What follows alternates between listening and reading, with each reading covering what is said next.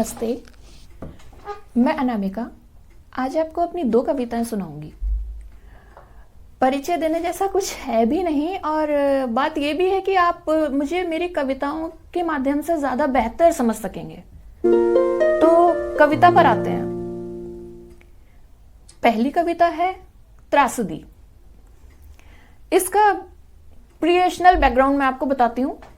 कोई भी कविता जब लिखी जाती है उसके पीछे कोई ना कोई आपका रीजन होता है, कोई आपकी एक फीलिंग होती है जिसको आप एक्सप्रेस करते हैं उसमें। कई बार ये फीलिंग बहुत सारी चीज़ों का एक मैसअप होती है, एक मिक्सचर होती है। तो त्रासदी कविता को मैंने लिखा था लॉकडाउन के समय में। उस वक्त 2 तरीके की चीज़ें हमारे आसपास फैली हुई थी, आसपास बिखरी हुई थी।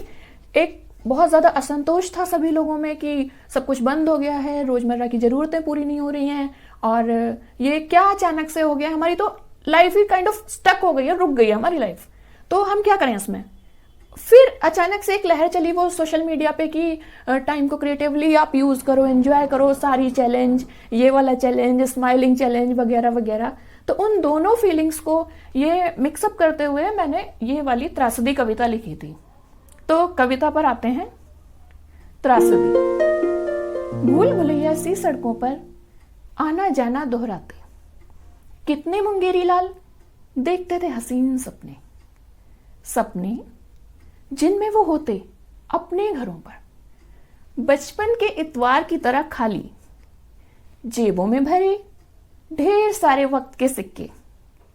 लेकिन इससे पहले कि दोहराए जाते परियों के किस्से, एक आंख वाली बूढ़ी जादूगरनी ने खोज निकाली बुरे वक्त में ले जाने वाली टाइम मशीन, जिसका बटन चलते ही टूट गया।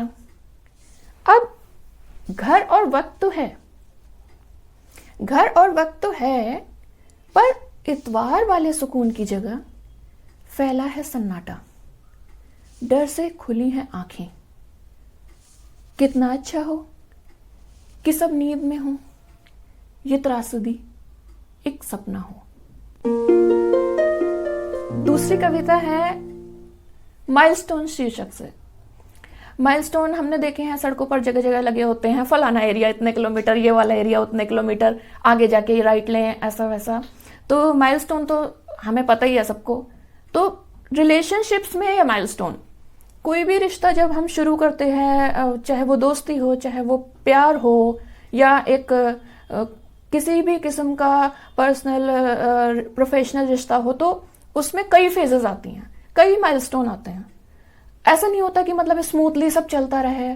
तो उन्हीं माइलस्टोन के बारे में कभी कभी हमें लगता है कि हम चल रहे हैं, कभी हमें लगता है कि हम ठहरे हुए हैं, कभी लगता है कि नहीं, सब कुछ रुक गया बिल्कुल।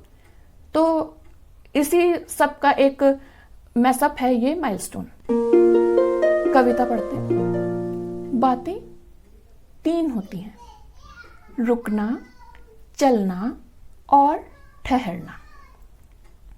ठिकाने बहुत थे, घर कुछ थे, एक जिसका पता याद न था, मगर रास्ता रटा हुआ, एक जिसका पता ऐसा जैसे भूली लिपि का शिलालेख, और रास्ता भूल भुलैया। पतों के लिए चलते, रास्तों से गुजरते, दरवाजा दरवाजा रुकते, घर मिला या ठिकाना। इसका सबूत कोई माइलस्टोन नहीं, पांवों के निशानों के मुड़ने की दिशा है। आशा करती हूँ आपको ये कविताएं पसंद आई होंगी। धन्यवाद।